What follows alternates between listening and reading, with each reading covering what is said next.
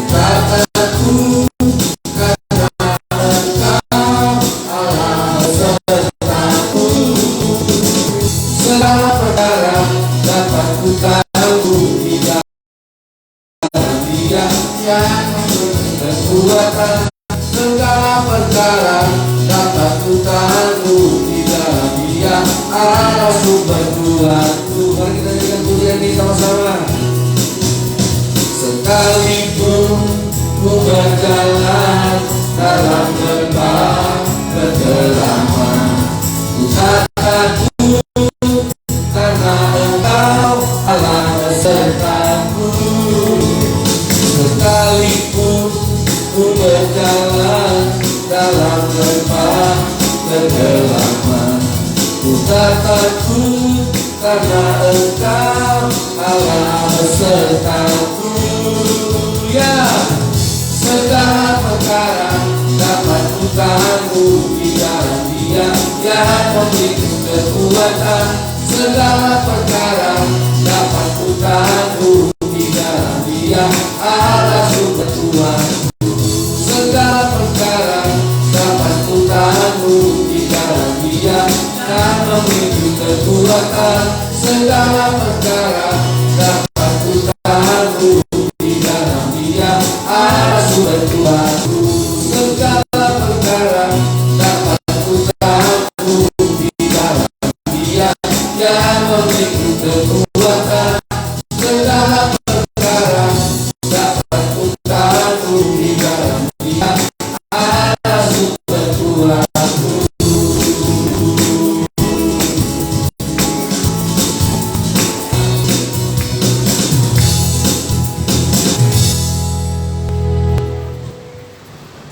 Salam saudari kasih Tuhan. Mari kita satukan hati kita, kita tenangkan pikiran kita. Kita akan masuk ke hadirat Tuhan. Sebelum kita angkat pujian, mari kita bersatu dalam doa. Terima kasih Tuhan, segala pujian hormat kami persembahkan kepada Tuhan pada pagi hari ini. Buat segala kebaikan-Mu yang menyertai seluruh perjalanan hidup kami dari hari-hari kami Tuhan hingga saat ini. Engkau tetap memelihara kami Tuhan. Pada saat ini kami telah berkumpul di rumah-Mu. Itu anak-anak Tuhan yang datang dari tempat yang jauh dari masing-masing rumah kami. Kami datang Tuhan untuk memuji memuliakan Engkau.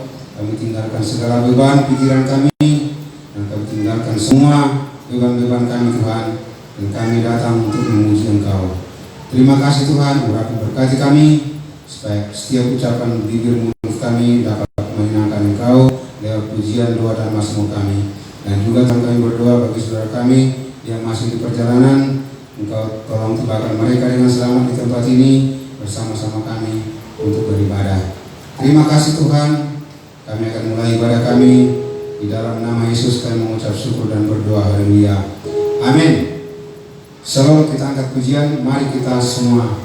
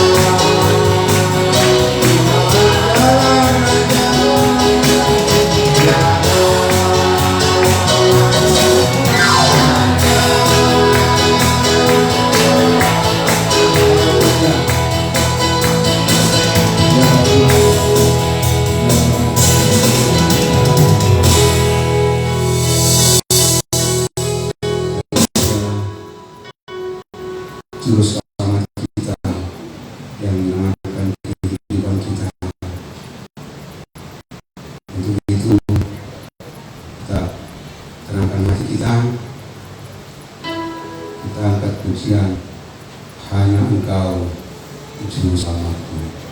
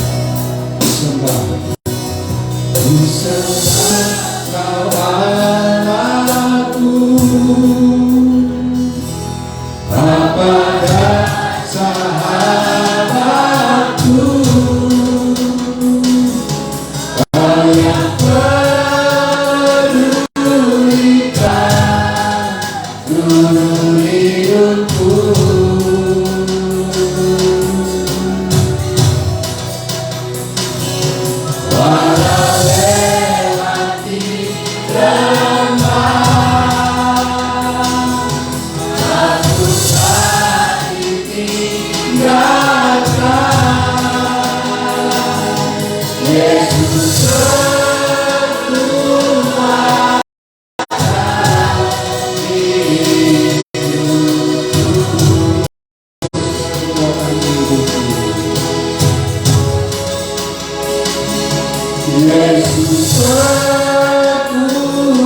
kekuatan hidupku.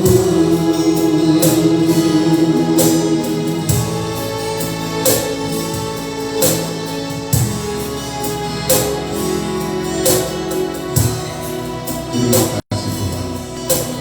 Engkaulah kekuatan kami, Engkaulah kesehatan kami, Engkaulah kesembuhan bagi penyakit kami, Engkaulah kekuatan, Engkaulah kekayaan dan kepunyaan kami Tuhan. Tidak ada yang bisa kami sendiri, hanya Engkau, hanya Engkau juru selamat kami. Terima kasih Tuhan buat segala kebaikan-Mu. Engkau menyelamatkan kami Tuhan dari sehari ke sehari. Hingga saat ini kami Tuhan dengan sukacita, dengan kegembiraan untuk memuji Engkau, kami ada di tempat ini. Dan Engkau memberikan kami kekuatan, dan Engkau memulihkan setiap kekuatan kami, supaya kami bisa bersorak-sorai, melompat kegirangan untuk memuji dan menyenangkan Tuhan. Terima kasih Tuhan, terima kasih. Kami akan terus memuji, memuliakan Engkau dengan pujian yang menyenangkan hati-Mu. Di dalam nama Yesus, haleluya. Mari kita sama-sama itu kita katakan amin. Shalom. Puji Tuhan, kita angkat pujian, kita terima sukacita Tuhan.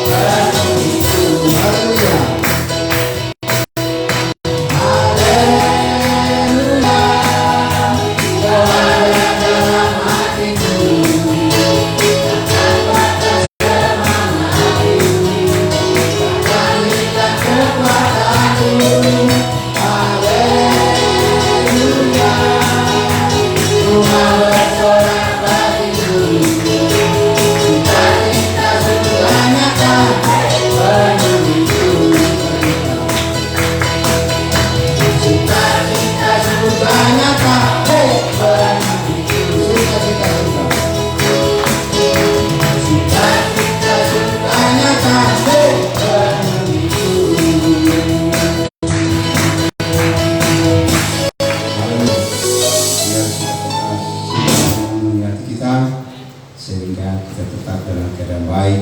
Oleh berkat Tuhan, kita akan sambut kebenaran firman Tuhan. Jemaat saya undang untuk bangkit berdiri.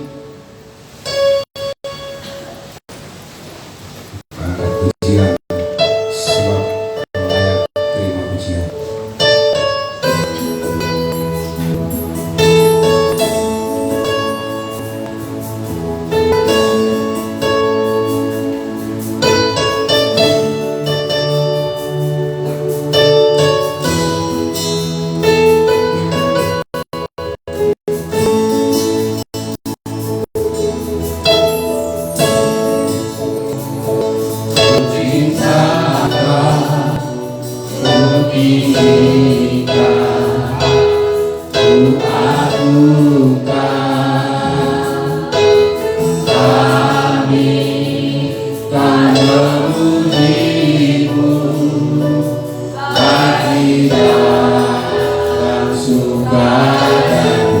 Yesus ku cinta,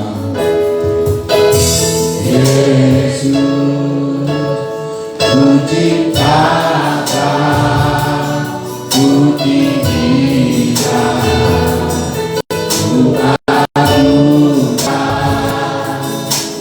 Kami kan memuji-Mu, baik tidak suka yang baik. Sebab Kau layak terima pujian, sebab Kau layak terima pujian, sebab Kau layak diadukan. Yesus Raja di atas segala, sebab Kau layak, sebab Kau layak terima pujian, sebab Kau layak terima pujian, sebab Kau layak diadukan. Yesus Raja di atas segala.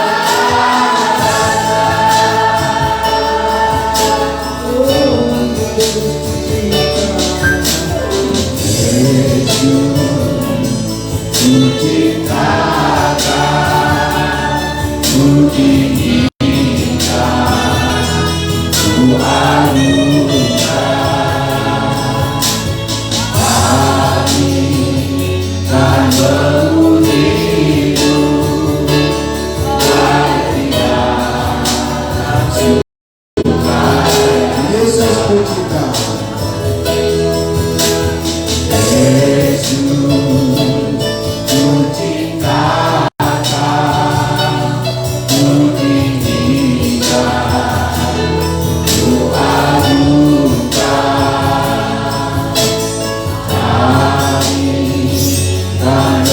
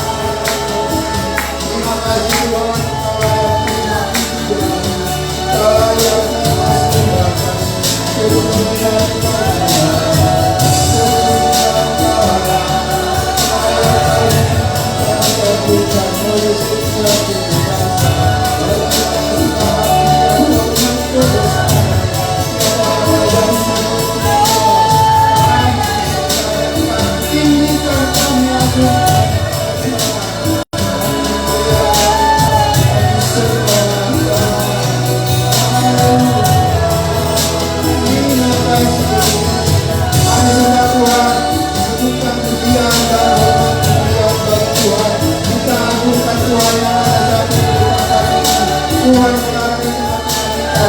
Terima kasih Tuhan yang baik dan sungguh amat baik. Katakan kerajaan-Mu telah jadikan kehendak-Mu bagi bulan Dia. Layak dipuji, layak disembah, layak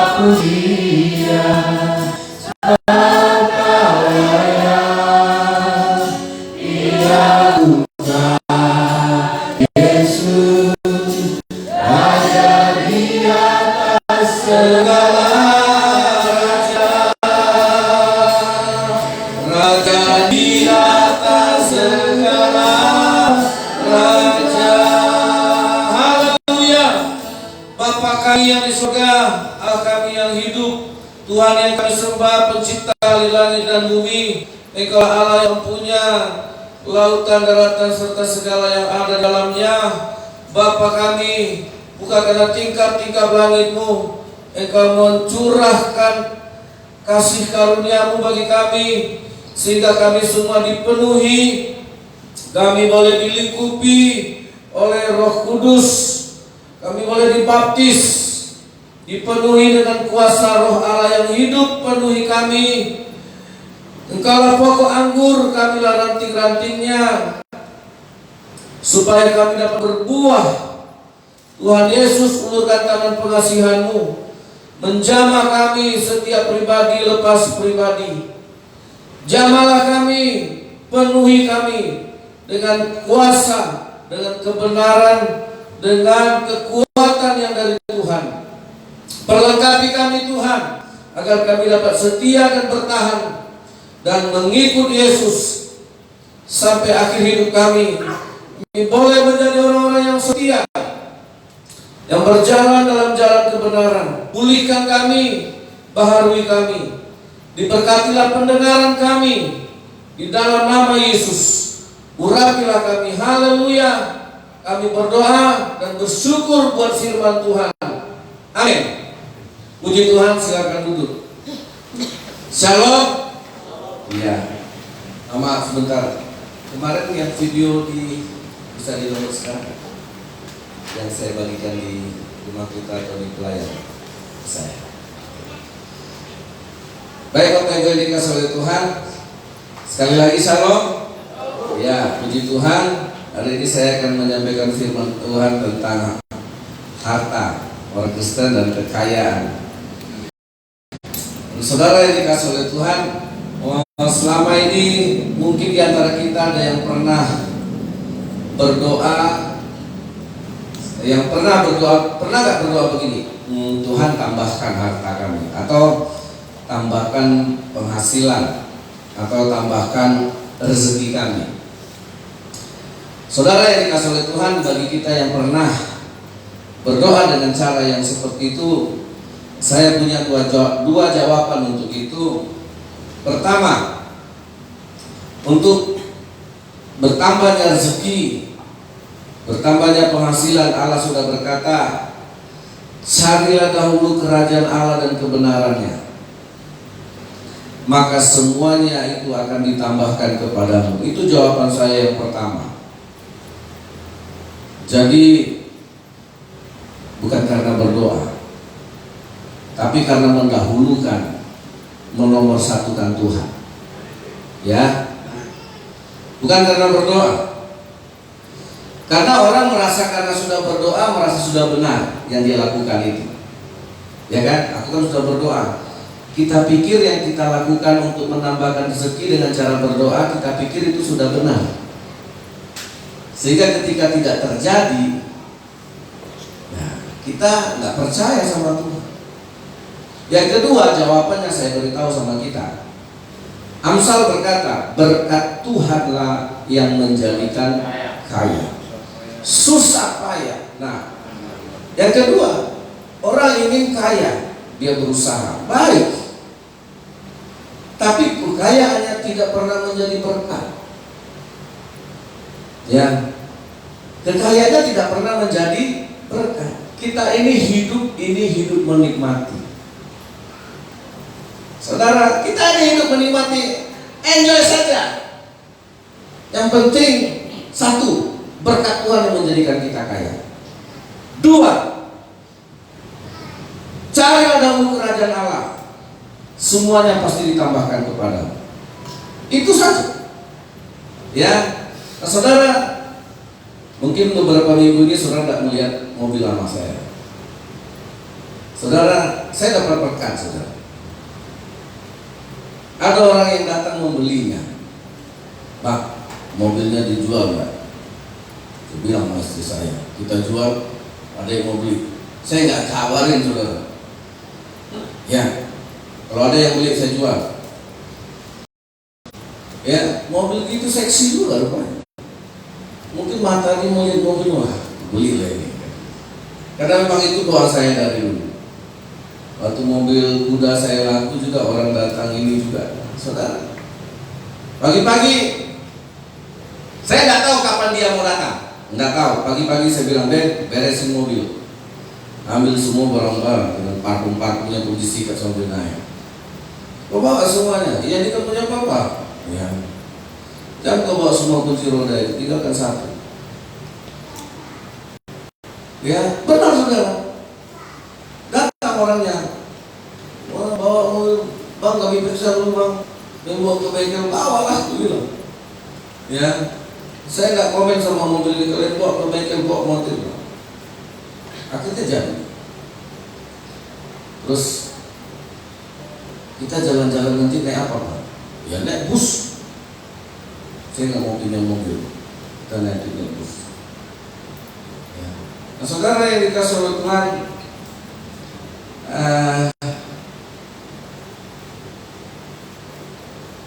hidup ini saudara, nggak usah harta, jangan kita jadikan satu tekanan dalam hidup kita. Ya, paling yang saya bilang Tuhan, saya mau melayani. Kalau untuk melayani mobil ada. Ya, maka saya bilang pakai aja. Waktu itu dalam ajudan jemput mobil itu ke rumah, bang, apa mobil diambil untuk diservis. Wah enak kali jadi begitu. Saya tinggal pakai, orang datang jemput mobil servis, saya servis, dikembalikan lagi, bang mobilnya dari servis. Mendingan kayak gini ya, daripada punya mobil sendiri. Ya, kakak saya bilang, kalau kau pakai minta stok minyaknya. Saya nggak mau, kalau itu saya nggak mau, karena saya tahu diri Tuhan saya nggak miskin. Ya, kalau kau isi solar minta stoknya, nah, kagak ganti uangnya. Dia bilang enggak, saya nggak mau. Saudara yang dikasih oleh Tuhan, nah itu ya, itu berkat. Amin. Sekarang dari, kalau saudara mau memiliki berkat kekayaan atau berkat harta, saudara harus tahu dulu harta yang sesungguhnya apa. Mungkin anak Mahakarya sudah mulai tahu. Karena kita kalau tidak punya harta yang sesungguhnya, maka akan terlalu sukar bagi kita. Bahkan kita akan menjadi hamba sama uang. Bahkan kita akan diperbudak oleh uang. Ketika kita tidak memiliki harta yang sesungguhnya. Apa itu harta yang sesungguhnya? Ada kata orang induk gula, ada kata orang mata air. Ya, kita lihat sungai, tapi kalau kita lihat asal usulnya dari sebuah mata air yang memancar jauh di hulu sungai, dan dia bisa menjadi air yang sebesar itu, menjadi sebuah sungai, bahkan bisa sampai ke laut. Nah, saudara yang dikasih oleh Tuhan, kita buka dulu dalam kitab yang tadi sudah. Oke, nanti terakhir. Lukas pasal yang kalau saudara mau mencatat, silakan mencatat. Ini bisa kita ajar sama anak-anak kita. Ya, Lukas pasal yang ke-16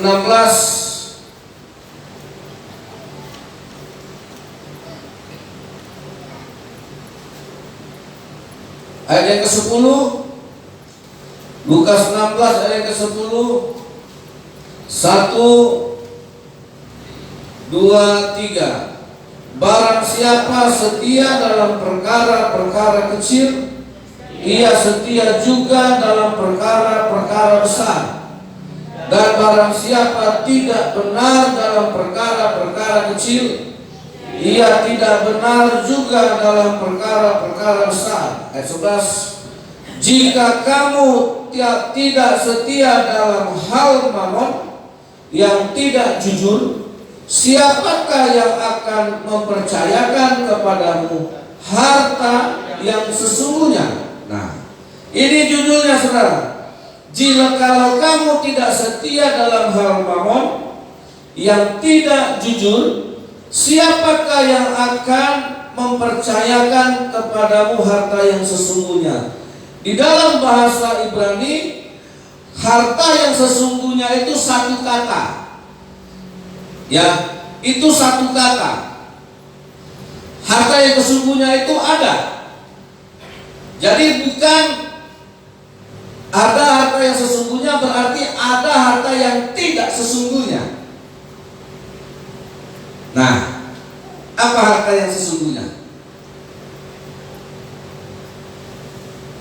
Saudara, apa yang menjadi harta bagi kita sekarang? Mungkin perhiasan, mungkin mobil, rumah, properti, mungkin kekayaan bagi saudara sekarang uang, deposito, mungkin kekayaan bagi saudara sekarang atau harta bagi saudara surat-surat berharga, ya. Sandiaga Uno bilang kekayaannya ada 80% di surat-surat berharga. Mungkin itulah yang kita anggap sekarang harta. Tapi saudara tahu itulah yang disebut Tuhan Yesus mamon. Apa kata Tuhan Yesus? Apa kata Tuhan Yesus tentang rumah kita? Apa kata Tuhan tentang uang kita? Apa kata Tuhan tentang emas kita? Apa kata Tuhan tentang saham kita? Apa kata Tuhan tentang kebun kita? Itu mamon. Saudara yang dikasih oleh Tuhan, itu adalah mamon. Itu bukan harta yang sesungguhnya. Nah, saudara lihat, karena kebanyakan harta melahirkan ketidakjujuran dalam hidup kita. Ananias dan Safira menipu Roh Kudus gara-gara harta. Gara-gara dia menjual tanahnya dan dia mengelabui dengan mengatakan nilai jual yang lain dari yang sebenarnya. Ada berapa banyak harta yang melahirkan ketidakjujuran dalam hidup kita. Bahkan suami istri belum tentu dia bisa jujur dalam hal keuangan. Saya berani jamin. Ya, saudara, Tidak ada suami istri yang jujur 100%. Karena akan melahirkan ketidakjujuran.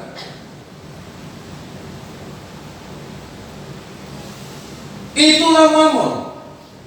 Sekarang saudara,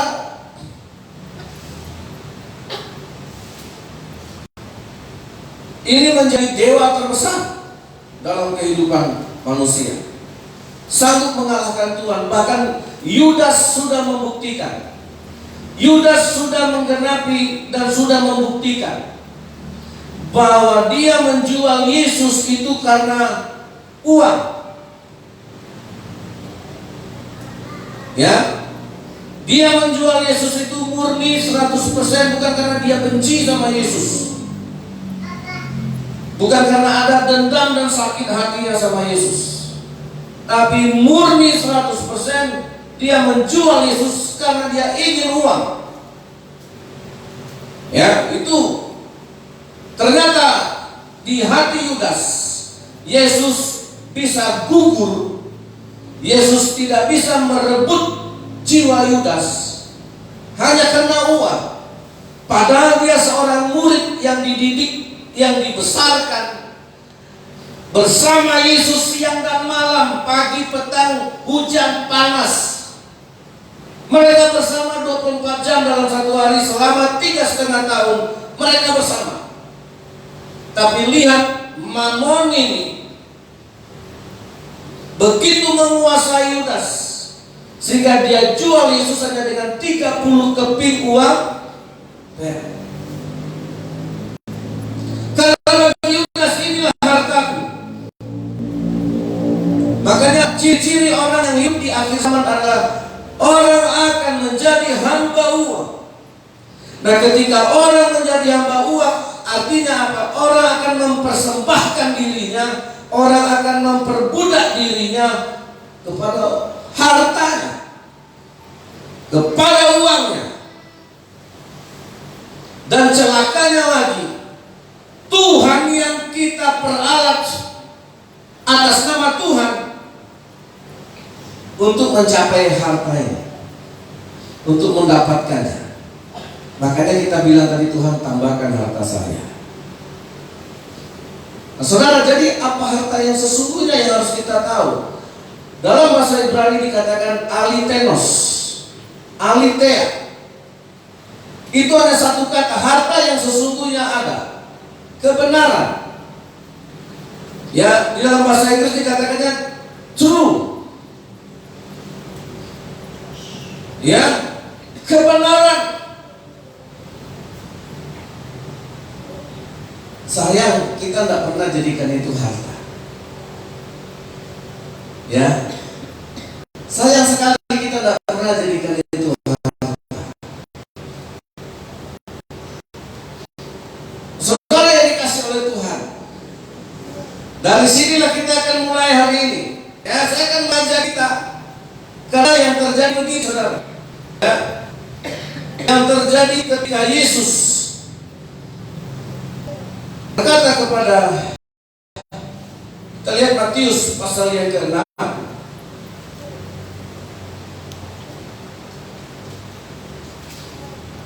ayat ke-19.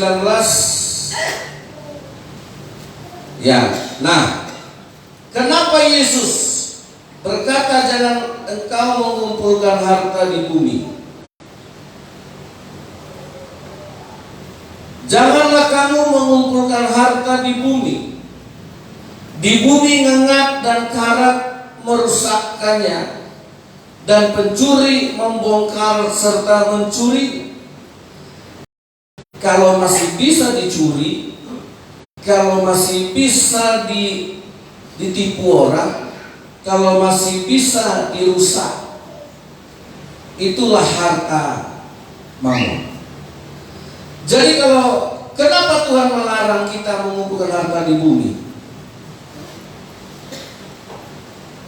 Karena Yesus tahu, saudara, dalam harta bumi ini ada cinta. Cinta akan uang adalah akar dari segala kejahatan. Ada cinta. ada yang terpaut di sini.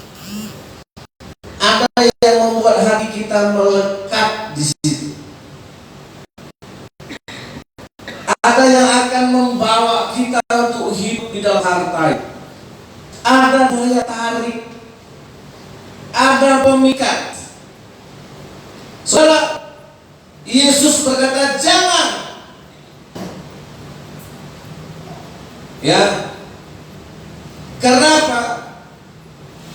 Karena seluruh kekayaan di dunia ini, karena seluruh kekayaan di dunia ini dikuasai oleh satu, iblis. Ya, iblis.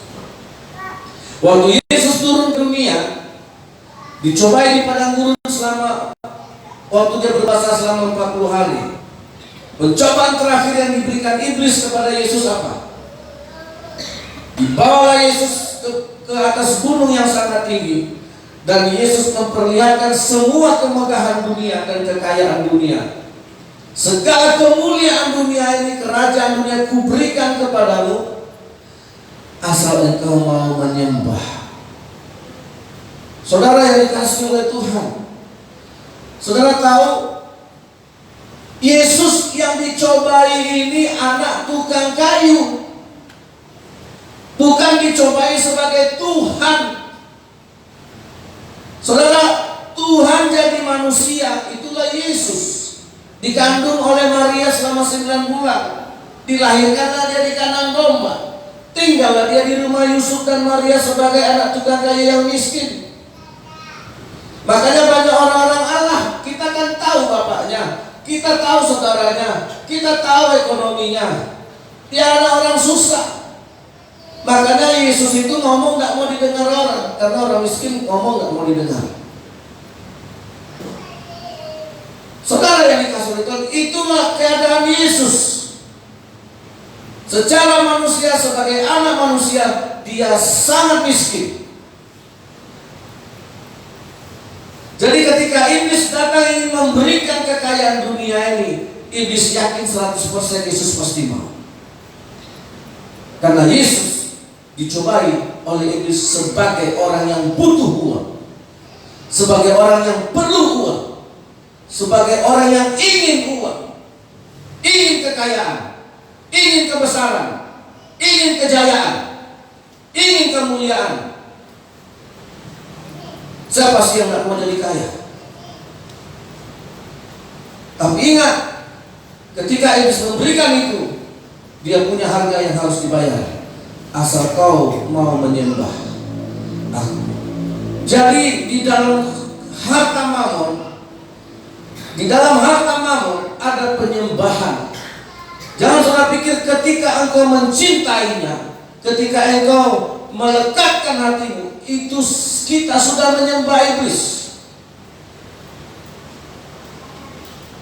Itu kita sudah menyembah iblis. Makanya dengan tegas Yesus berkata, jangan kamu kumpulkan harta di bumi. Di bumi ingat dan karat merusaknya, pencuri saudara membongkar serta mencurinya. Tetapi kumpulkan bagimu harta di sorga. Di sorga hangat dan karat tidak merusakkannya. Pencuri tidak bisa merusak, membongkar serta mencurinya. Karena di mana hartamu berada, di situ juga hatimu berada. Saudara yang dikasihi oleh Tuhan, Allah tidak membutuhkan harta sesen pun ketika kita masuk surga. Ayub sudah berkata, dengan telanjang aku datang ke dunia ini, dan dengan telanjang aku juga akan kembali kepada Bapa. Allah tidak butuh harta kita. Amin. Surga tidak membutuhkan harta kita. Allah tidak membutuhkan itu. Saudara, nah makanya Ayub berkata demikian. Allah yang memberi, Allah yang mengambil, terpujilah nama Tuhan. Jadi ketika harta Ayub habis kandas, ketika harta kekayaan Ayub betul-betul ludes, betul-betul nol bahkan minus, pertanyaannya di mana hati Ayub berada? Ya, itu jawaban yang harus perlu kita pahami. Karena kita tahu Ayub dicobai Tuhan dengan sebegitu beratnya. 7 anak laki-laki, 3 anak perempuan mati di hari yang sama. Semua ladang, semua ternak, semua rumah, semua propertinya habis dirampas, habis ditumbangkan angin, habis terbakar disambar petir. Pertanyaan saya, ketika semua harta Ayub habis, di mana hatinya?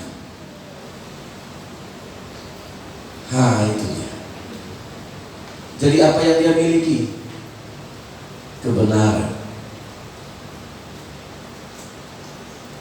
Kebenaran. Apa kebenarannya? Tuhan yang aku datang dengan telanjang, aku kembali dengan telanjang. Itu kebenaran. Aku datang ke dunia ini tidak membawa apapun, dan aku juga akan kembali kepada Bapa tanpa membawa sehelai apapun. Tuhan yang memberi, Tuhan yang mengambil, terpujilah nama Tuhan. Dalam kesemuanya itu Ayub tidak berbuat dosa. Itu kebenaran. Setelah itu apa yang terjadi? Saudara, karena Ayub memiliki harta yang sesungguhnya, maka di Ayub pasal 42 Allah mengganti kekayaan Ayub 2 kali lipat dari kekayaan yang sebelumnya. Jadi Ayub itu diberkati Tuhan 2 kali lipat. Bukan karena dia berdoa, bukan dia kan banting setir terus buka usaha baru. Dia diberkati Tuhan. Karena apa? Karena dia memiliki harta yang sesungguhnya. Amin. Apa harta sesungguhnya yang saudara miliki? Apakah kejujuranmu tidak menjadi harta bagimu? Apakah kesetiaanmu tidak menjadi harta bagimu? Itu lebih mahal. Anak-anak, kemarin saya terima raport Benaya, kelulusannya, nilai SKL-nya. Ya, saudara, waktu diumumkan juara 1, juara 2, juara 3 yang lulus, puji Tuhan Benaya masuk di peringkat 3. Ada satu anak perempuan yang nangis. Dia nangis dipelukkan mamanya. Saya pikir dia tidak lulus, tapi tidak mungkin karena yang datang ini orang yang ambil rapor. Terus saya tanya Benaya, Ben, kenapa dia nangis? Setelah selesai ini semua, karena kan tidak mungkin saya samperin mamanya kan. Kenapa bu anaknya nangis? Iya bapaknya nyanyi terang. Saya lihat aja nangis. Cerita cuek gitu. Ya aja lah. Tapi pengen tahu juga. Kenapa? Iya pak. Nilainya kan lebih tinggi dari yang juara 1. Jadi kenapa sih dia juara 1? Ya makanya dia nangis. Apa ini? Terus ibu bilang apa? Orang banyak protes, anak saya lebih tinggi nilainya, kenapa enggak? Nah, bapak-bapak nanti kalau mau terima rapor anaknya ada yang lupa bapaknya. Kalau Pak Tari dan Pak Otong tahu. Di atas nilai teori dan keterampilan ada nilai. Nilai apa? Kompetensi sosial sama nilai kompetensi agama. Banyak itu. Ya kan? Kita kan begitu buka rapor langsung berapa matematika? Berapa Arab Melayu? Berapa? Nah di rapor sekarang Bapak Ibu, sebelum melihat nilai itu ada satu kotak di atas, nilai kompetensi apa? Sosial sama nilai kompetensi. Saya lihatlah nilai kompetensi anak saya. Oh gara-gara ini dia nggak lulus. Saya baru ngeh di situ juga. Baru saya bongkar lagi rapor Benaya dari kelas 4, karena mulai dari kelas 4 dia dapat rapor itu. Aku baca lah di situ nilai kompetensi agama anak ananda kami Benaya, Kenan Benaya bisa membaca Al-Quran. Kapan kau bisa membaca ini bro? Ini nilai presentasi. Saya nggak tahu, baru saya tahu sekarang. Makanya saya bertobat. Buat saya pernah ditulis nilai kompetensi agamanya dia sudah bisa baca Al-Quran, kan nggak bisa. Bisa membaca. Ini ada Al-Quran di rumah. Jadi anak itu tidak jadi juara karena nilai sikapnya jelek, nilai sosialnya dia pintar tapi tidak sopan sama guru. Sudah akhirnya guru bilang ya ini nggak bisa jadi juara walaupun kau pintar. Nah, saya bersyukur kalau itu sekarang sudah menjadi penilaian dalam kurikulum. Ada satu nilai yang lebih berharga hanya dari sekedar harta. Ada satu nilai kekayaan yang lebih berharga hanya dari sebuah angka-angka di matematika, di IPA. Ada kompetensi nilai yang hidup. Sebagai kita orang yang diciptakan Allah, kita punya nilai kejujuran, nilai kebenaran, nilai kesetiaan yang itu bisa melahirkan harta. Amin. Kejujuran, kesetiaan kita itu sanggup melahirkan orang pintar enggak? Tapi orang pintar belum tentu bisa melahirkan nilai kesetiaan. Makanya ketika Ayub diberkati Tuhan 2 kali lipat karena dia sudah punya harta yang sesungguhnya. Karena harta yang sesungguhnya itu ada di dalam kerajaan sorga. Apa yang kau ikat di bumi terikat di sorga. Apa yang kau lepaskan di bumi terlepas di sorga. Amin. Itu sebuah nilai. Anak-anak kalian bisa saja, saya bukan menginginkan nilai kalian rendah, enggak. Oh ya kalau itu nilai rendah enggak apa-apa lah. Tapi kalau engkau punya nilai-nilai kebenaranmu, nilai-nilai kehidupan, kejujuran, itu akan melahirkan orang-orang yang cakap. Ketika mamanya suruh, kau isi dulu air ini, dia isi ember itu sampai penuh. Anak pintar belum tentu. Kau isi dulu air ini, diisinya setengah. Mama kan suruh isi, saya isi setengah. Misalnya itu sebuah contoh. Nah saudara yang dikasihi Tuhan, nah saya mau membawa kita supaya kita mengerti kenapa Yesus berkata, jangan kau kumpulkan harta di bumi.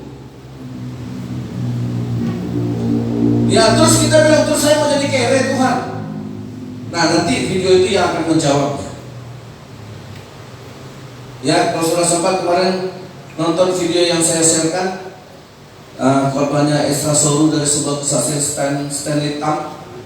Ya, nah nanti kita akan akhiri dengan korban supaya kita sadar saudara, ternyata ada satu nilai harta dan ada orang yang bisa melakukan itu di zaman sekarang, tidak hanya di zaman 2 peser uang. Makanya saudara, harta itu mempengaruhi. Yang terjadi begini saudara, ya harta kamu tidak bisa mengabdi kepada 2 tuan, kata Tuhan kan. Engkau tidak bisa mengabdi kepada 2 tuan. Kalau engkau mengabdi kepada mamon, kepada harta, kepada kekayaanmu, kepada treasurermu, maka engkau tidak akan bisa mengabdi kepada Tuhan. Engkau tidak bisa mengabdi kepada dua-duanya. Nah saya akan jelaskan. Kita selalu menjadikan Tuhan, kita korbankan Tuhan, kita persembahkan Tuhan seperti Yudas untuk mendapatkan uang. Ada berapa banyak orang untuk mengejar kekayaan dan mengejar uang dia meninggalkan Tuhannya. Sudah ditinggalkannya Tuhan, terus dia bilang lagi sama Tuhan, Tuhan tambahkan rezeki, tambahkan berkat, tambahkan kekayaan. Jadi Tuhan ini jadi korban, Tuhan ini yang jadi persembahan, Tuhan ini yang jadi alat supaya kita dapat berkat, dapat uang, dapat kekayaan, dapat keuntungan. Sudah terbalik. Apakah itu yang terjadi? Makanya saudara yang dikasih oleh Tuhan, kenapa janda? Ketika janda miskin ini bertemu dengan Yesus di dalam sebuah kebaktian, dia bisa mempersembahkan semua yang dia punya. Untuk siapa? Untuk Tuhan. Nah, ketika Yesus membuka peti persembahan, menerima persembahan itu, dia panggil murid-muridnya, sini kalian duduk kumpul semuanya. Ada apa, Guru? Banyak orang-orang kaya yang memberikan dengan jumlah yang besar, tetapi ibu janda ini memberikan dari semua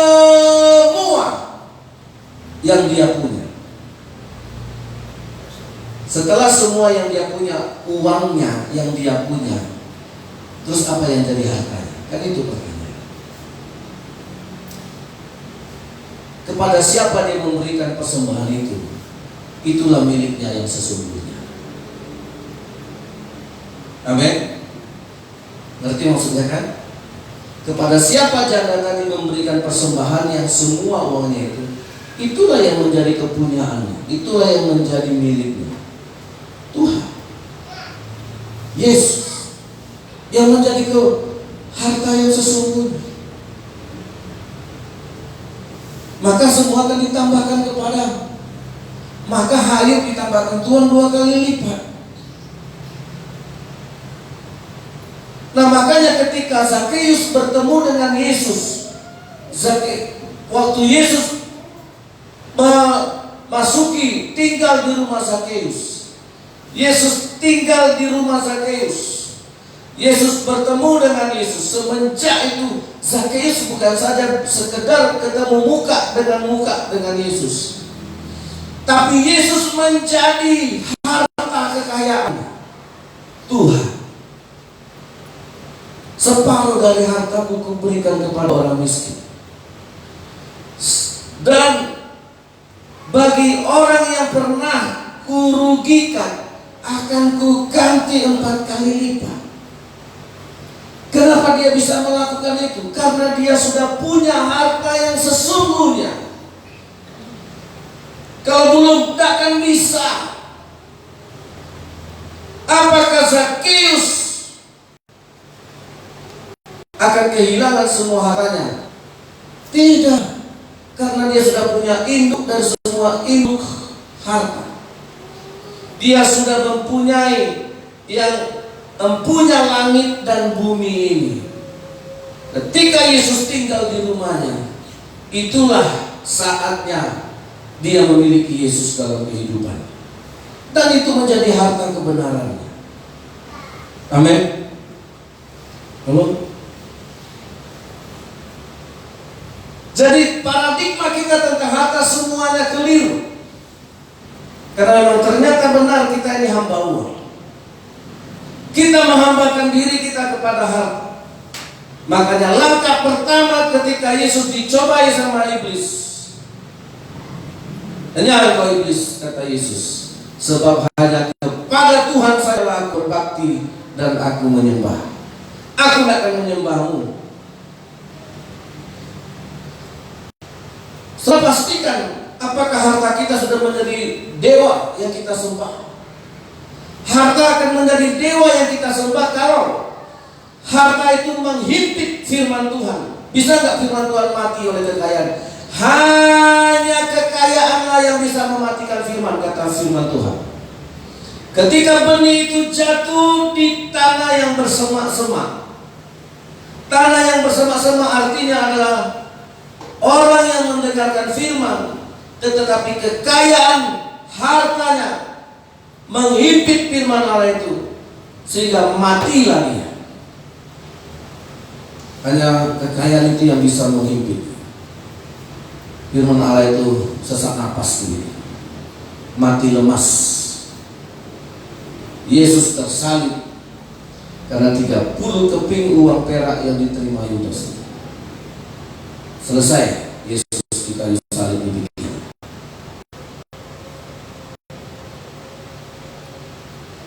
Memang firman itu maha kuasa. tapi dia akan mati ketika dia berada di bawah kekayaan saudara. Dia akan mati ketika dia dihimpit dengan berbagai harta itu. Dia tidak bisa hidup di sini. Nah, saudara yang dikasih oleh Tuhan,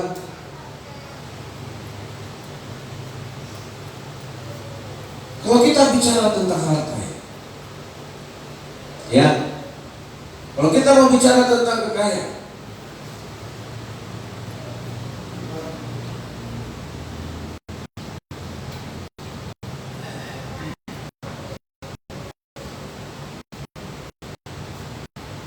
Allah berkata kepada Abraham, Abraham, apa Tuhan? Sembahkan anakmu Ishak. Sudah berkah kita pati sebuah persembahan. Jangankan anak, jangankan uang. Tuhan bilang apa? Kalau engkau kehilangan nyawamu karena aku ganti nyawamu. Dia tidak akan kehilangannya. Betul nggak kata Tuhan itu? Kalau Tuhan minta nyawa kita sebagai persembahan, kira-kira dikasih? Ya orang Tuhan. Kenapa? Karena kita pikir nyawa itu punya kita. Barang siapa, jangankan uang kita yang mau diminta Tuhan, jangankan anak kita yang mau diminta Tuhan, nyawa kita pun Tuhan berhak memintanya. Kenapa? Tuhan yang memberi, Tuhan yang mengambil. Nyawa itu punya Tuhan. Tuhan minta karena itu punya Dia. Amin. Amin. Tapi banyak orang murtad gara-gara takut kehilangan harta. Banyak orang juga menyangkal Tuhan juga takut kehilangan nyawa, karena dia pikir nyawa itu punya kita. Nah, selama ini kan kita selalu basa-basi saja. Titipan Tuhan. Anak ini titipan Tuhan. Kalau titipan Tuhan, bawa dia sama Tuhan.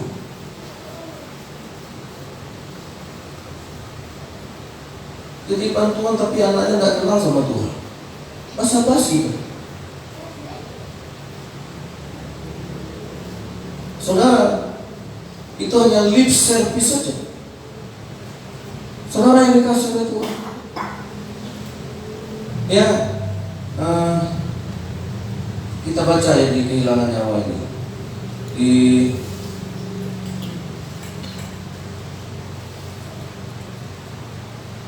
Jadi nggak hanya karena harta,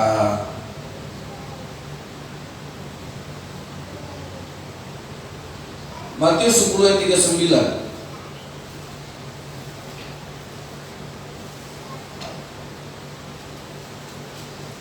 Barang siapa mempertahankan nyawanya, ia akan kehilangan nyawanya. Dan Matius 10:39, ya. Dan barang siapa kehilangan nyawanya karena siapa? Karena Tuhan. Karena Yesus, itulah semua. Ia akan memperoleh. Jangankan kita hanya mempertaruhkan harta, semuanya Tuhan punya kok. Tapi maaf, kita tidak memiliki Tuhan dalam hidup ini. Kalau mau membuktikan kita memiliki Tuhan, apa saja yang Tuhan minta kita kasih? Karena semuanya juga kembali berasal dari Tuhan. Tidak ada kekhawatiran kita. Itu makanya Zakheus tidak khawatir. Besok makan apa? Besok kita dapat penghasilan mana? Uang sudah dihabiskan oleh Zakheus untuk dibagikan sama orang miskin. Itu yang kita takutkan. Makanya ketika Allah bilang Abraham, anakmu yang tunggal itu korbankan kepadaku menjadi korban sembelihan di atas gunung Moria, diserahkannya. Karena harta yang sesungguhnya bagi Abraham bukan Ishak. Kalau Ishak diminta Tuhan, dia yakin Tuhan akan sanggup mengembalikannya. Dan itu terjadi. Amin. Kalau Tuhan minta nyawa kita, apa hak kita untuk menghalanginya? Hanya ingin Tuhan membuktikan bahwa benarkah Tuhan yang kita sembah itu adalah harta kita satu-satunya. Dialah harta yang sebenarnya. Makanya saudara kita ini gagal semuanya menyembah Tuhan.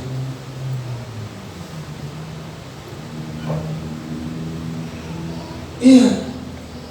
Karena yang terjadi apa?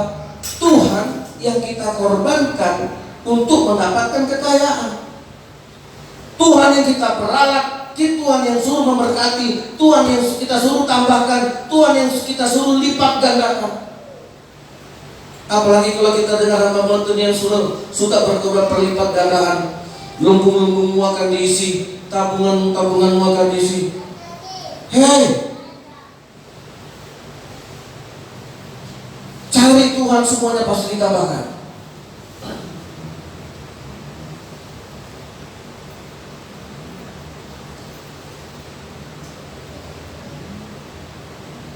Kemarin saya diundang di Pekanbaru. Saya bilang sorry, saya nggak datang. Kenapa nggak datang? Saya nggak ada mobil saya jual. Udah, berdoalah, nanti dibelikan mobil. Bagi saya itu biasa aja kalau orang berjanji. Nah, saudara yang dikasih, dan saya juga nggak memegang janji. Yang saya pegang janji itu.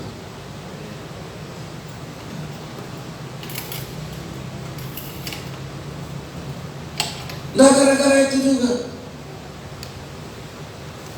saudara yang dikasih oleh Tuhan, karena harta yang sesungguhnya Tuhan, kebenaran yang tidak bisa terlepas dari hidup kita. Kalau engkau punya kejujuran, jangan lepaskan itu hanya gara-gara uang 10 juta. Ya, seorang pekerja, tadi pagi saya dengar korban Pak Stephen Tong. Dia punya seorang jemaat yang kerja di bagian arsitektur di BUMN. Satu hari bosnya datang, saya lupa kali namanya, tadi pagi saya dengar itu. Karena untuk mengorbankan ini saya dengar banyak korban tentang harta. Jadi ini kejadiannya 15 tahun yang lalu. 15 tahun itu dari tahun, karena korban yang saya dengar itu 2014. Berarti masih di tahun 99. Jadi sang arsitek ini didatangi bosnya. Nanti kalau datang menjabat ini menanya kau, jawabannya ini bilang, nanti kau kasih 350 juta. Kalau datang, entah, saya tidak tahu apakah BPK yang datang atau pemeriksa yang datang atau apa. Cuma dia pesan, kalau kau nanti ditanya, jawabanmu ini, saya kasih 350 juta. Dan detik itu juga dia bilang, Pak, ambil lagi uangnya. Hari ini juga saya berhenti. Hari ini juga saya berhenti, supaya nanti orang itu tidak sempat menemui saya. 350 juta ditolak gara-gara disuruh menjawab sesuatu yang tidak benar. Berarti harga kejujuran kita berapa nilainya? Lebih mahal dari 350 juta. Amin.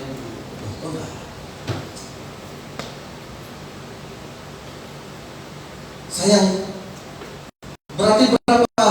Jadi kalau kita mau bikin nilai untuk kejujuran kita, berapa nilainya? 350 juta. Pak Amboni, hari ini juga saya berhenti dari sini. Dia udah berhenti kerja, harus cari kerja lagi. 350 juta. Mahal nilai kejujuran kita. Itu harta kita. Amin. Sama dengan dulu Budi waktu kerja dia di PT Citra yang bikin jalan baru waktu PLTA. Sampai sekarang saya selalu ingat. Tidak berapa lama kok si Budi itu kebaktian di gereja kita. Hanya sebentar. Hanya beberapa kali ibadah saja.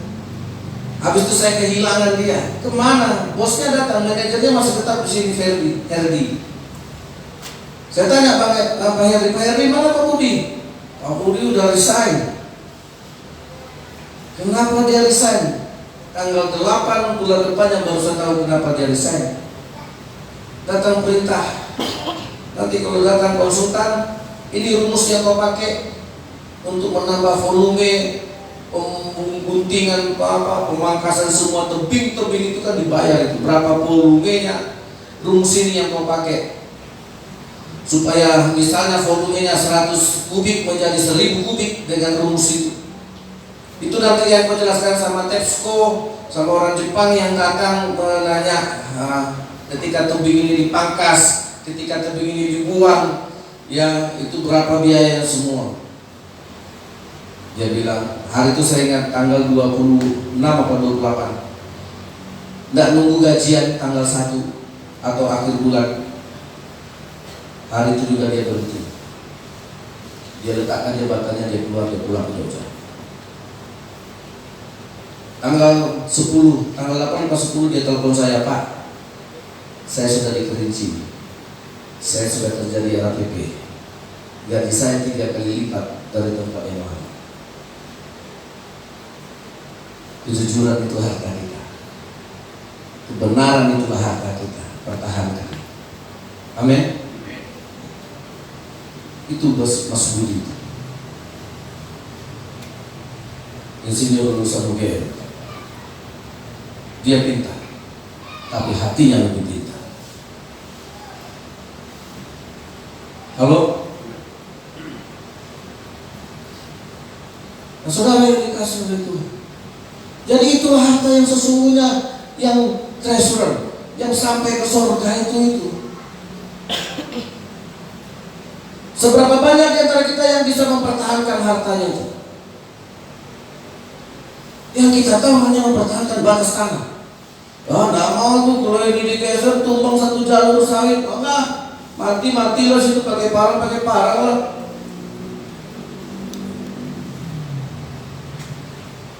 Banyak orang mati karena hartanya, dan banyak juga orang nggak selamat karena hartanya.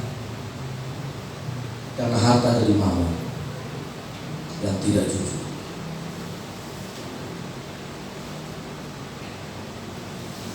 Ajarkan saudara anak kita harta yang sesungguhnya. Amin. Uang tidak harta yang sesungguhnya.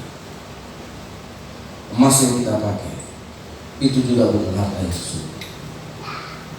Kebenaran itu harta yang sesungguhnya. Amin.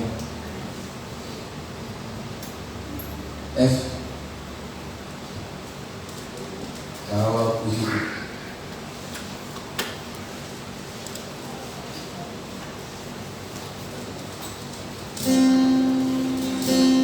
kalau ku hidup bagimu, hatiku tetap menyembahmu. Dunia tak bisa menjauhkanku dari kasih-Mu.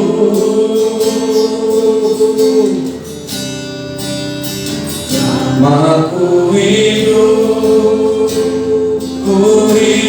bagimu, maka ku tetap memandangmu. Dunia tak bisa menjauhkanku dari kasih-Mu. Yesus, Kau kebenaranku. Yesus, Kau kebenaran yang menjadi semuanya. Jangan berdiam diri akan pujian ini. Kau memberikanku hidup dan pengharapan.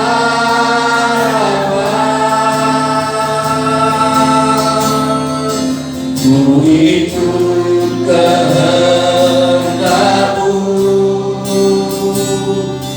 ku perlu anugerah-Mu.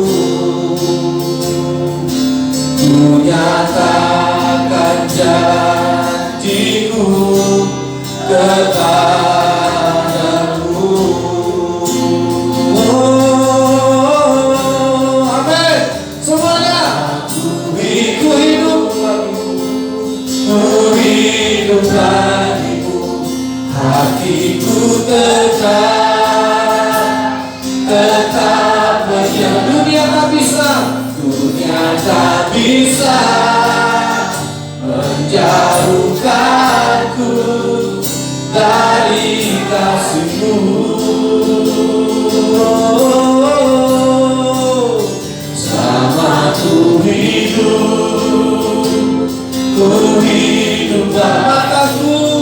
mataku tetap memandangmu. Dunia tak bisa menjauhkanku dari kasih. Semuanya. Yesus kaulah kebenaranku, hartaku, haleluya. Yesus kau Dengan iman yang menyelamatkan hidupku.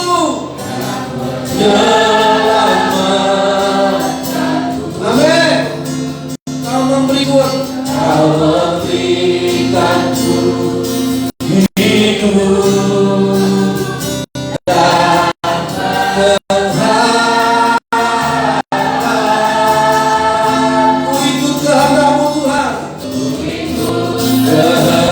Kehendakmu Ku perlu anugerah.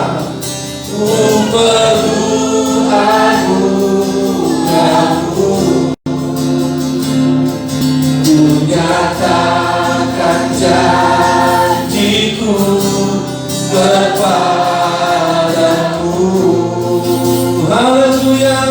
Kalau ku hidup, Ku hidup bagimu, hatiku tetap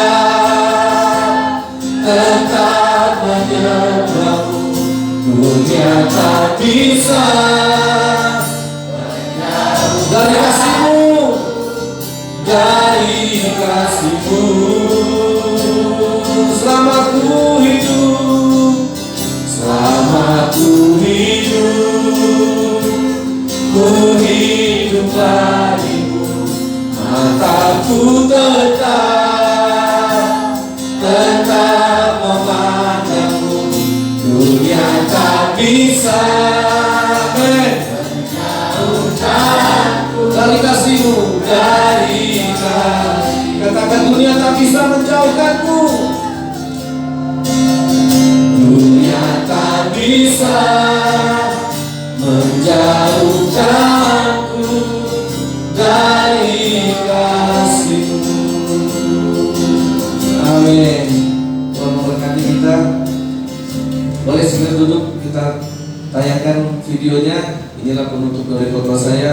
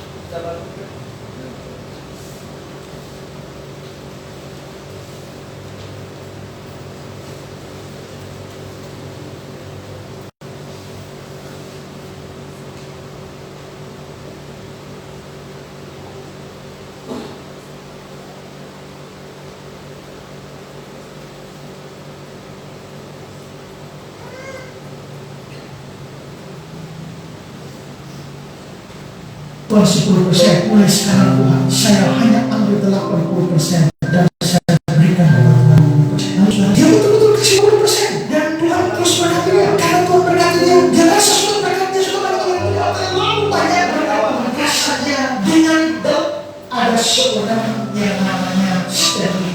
Ini fotonya Stanley. Dia adalah seorang pengusaha yang sudah berkali-kali bangkrut dalam usahanya. Usaha apapun yang mau dia lakukan bangkrut. Lalu satu ketika dia berpikir untuk masuk kepada usaha plastik. Tapi pada waktu dia mau masuk usaha plastik, dia tahu rekan-rekannya pun yang sudah lebih dulu terjun dalam bisnis plastik itu sudah bangkrut. Tapi sekarang dia mau masuk bisnis plastik. Lalu akhirnya dia berdoa. Dia bilang, Tuhan, saya sudah berkali-kali bangkrut dan sekarang saya mau masuk usaha plastik yang mana teman-teman saya pun sudah bangkrut. Sangat besar kemungkinan saya bangkrut. Tapi kalau saya boleh minta Tuhan, Tuhan berkati usaha saya ini supaya Allah dan saya berkomitmen dengan Tuhan tidak akan pernah lalai memberikan 10% dari penghasilanku seperti yang Tuhan berikan.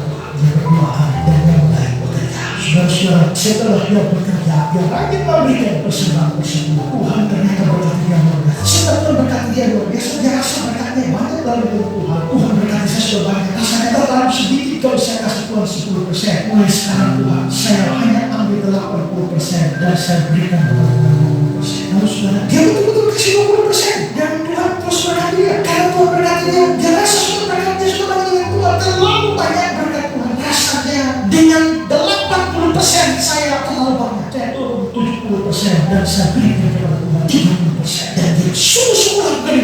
Dan ternyata sudah benar Tuhan memberkati dia luar biasa. Pekerjaannya pabrik plastiknya berkembang di Amerika dan menjadi pabrik plastik terkemuka di Amerika yang bernama US Plastic Corporation. Ini adalah pabrik plastik dan kita maju luar biasa. Lalu dia makin diberkati lagi dan dia berdoa lagi, Tuhan terlalu banyak berkatmu, terlalu banyak buat saya. Sekarang saya kasih Tuhan 40%, saya 60%. Tuhan berkati lagi dengan Tuhan sekarang 50-50. Tuhan 50%, saya 50%. Tapi setelah itu dia bilang, waduh, rasanya masih terlalu banyak berkat buat saya. Rasanya tidak adil kalau saya dan Tuhan 50-50. Saya harus lebih sedikit dan Tuhan 60%, saya 40%. Nah, Tuhan berkati dia sedemikian rupa. Terus berubah terus. Dari Tuhan 60, dia 40, dari Tuhan jadi 70, dia 30.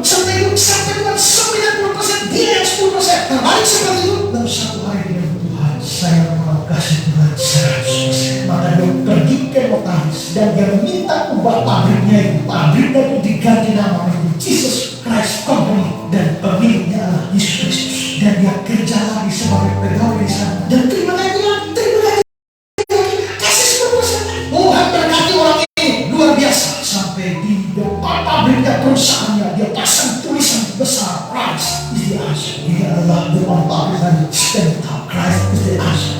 Ya, kita bisa lihat Christ is the answer di depan pabriknya Stanley. Ini kisah nyata. Saudara bisa membaca kisah Stanley ini di dalam bukunya. Ini ada sejumlah buku atau publikasi dari Stanley. God owns my business. Tuhan berkuasa. Tuhan pemilik dari bisnisku. Seluruhnya di atas. Dan karena seluruhnya sudah dikasih, perusahaan ini sudah menjadi perusahaan Yesus Kristus, milik Yesus Kristus. Berarti ada uang banyak. Lalu uang banyak ini dibikin apa? Lalu suatu hari dia bertemu dengan seorang yang namanya Charles.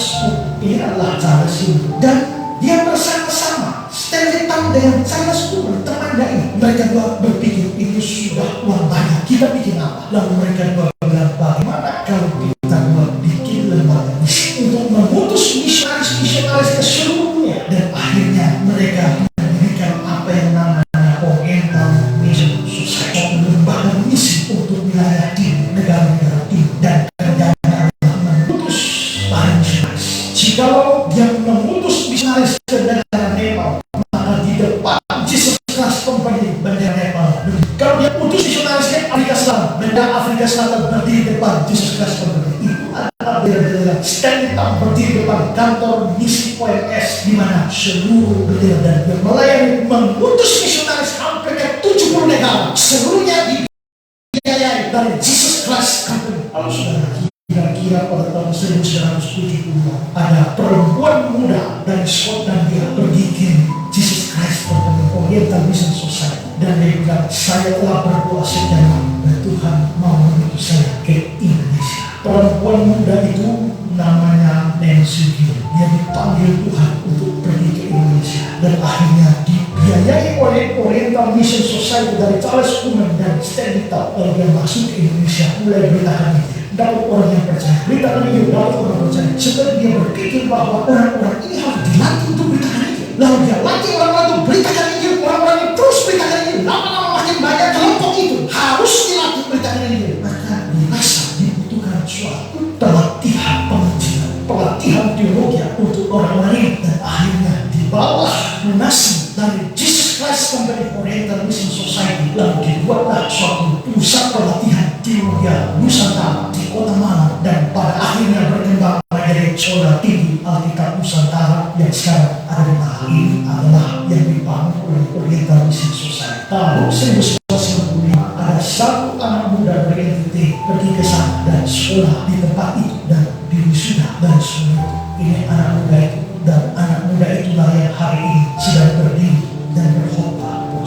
Pendeta Yesus, saya telah memberitakan firman dan memberkati banyak orang. Bagaimana saya bisa memberkati banyak orang itu tidak lepas dari sekolah itu, sekolah Alkitab Nusantara. Tapi sekolah tidak terlepas dari Nancy, tidak terlepas dari Oriental Society. Oriental Society tidak bisa terlepas dari Jesus Christ Company, dan Jesus Christ Company tidak bisa terlepas dari Stanley Taub. Sudah mengatakan dia telah memberkati jutaan orang di seluruh dunia. Kenapa? Dimulai dari hati yang mengasihi Tuhan dan mau memberikan apa yang ada pada dia untuk Tuhan. Itu pengalaman pribadi Stanley Taub. Kita tidak harus ikut, kita tidak harus menyerahkan semuanya yang ada pada kita. Tapi yang paling penting di sini adalah bahwa kalau Tuhan mau meminta sesuatu, Tuhan mendorong kita memberi sesuatu dari diri kita. Jangan pernah pelit sekalipun sangat sedikit. Sudah tidak pernah tahu sedikit dan saudara mungkin bisa memberkati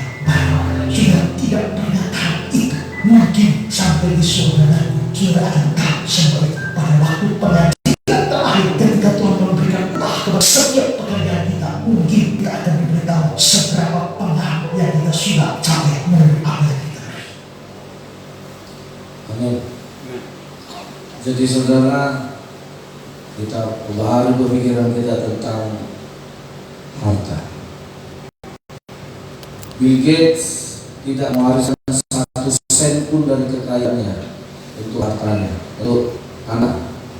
Seluruh kekayaannya sudah diwasiatkannya untuk lembaga-lembaga sosial, orang-orang, untuk rumah sakit. Dan pada akhirnya kita hanya sadar harta kita yang sesungguhnya adalah Tuhan. Amin. Saya sukai, saya belajar, saya banyak dengar khotbah, saya belajar dari khotbah siapa saja, dari Protestan. Kalau di Katolik itu saya juga dengar khotbah Pendeta Eko, itu juga bagus. Ya, saudara-saudara dengar khotbah di YouTube itu saya borong semuanya. Mana yang hebat-hebat itu yang saya tahu punya hati saya. Saya suka akhirnya apa, 100% kekayaannya untuk Tuhan. Apa yang terjadi? Dia jadi pekerja lagi di situ. Hari akhirnya kita menyadari semuanya ini milik Tuhan. Dan biarlah kekayaan kita menjadi mulia Tuhan. Amin. Saya serahkan sama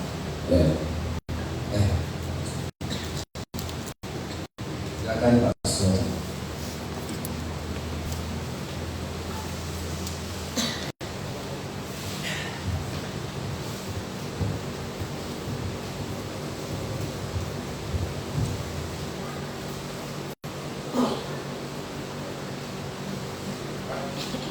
Sahabat, puji Tuhan, saat ini kita telah lihat tadi slide bagaimana kita belajar untuk memberikan yang terbaik bagi Tuhan. Bukan hanya uang, tapi hati kita, dan termasuk juga waktu kita dan tubuh kita. Mari kita berdoa untuk persembahan. Terima kasih Tuhan, terpuji dalam nama Tuhan buat segala kebaikan-Mu. Terima kasih Tuhan, Engkau mengajar kami supaya kami menyadari bahwa kekayaan kami hanyalah Tuhan. Kebenaran itulah kekayaan kami yang sesungguhnya.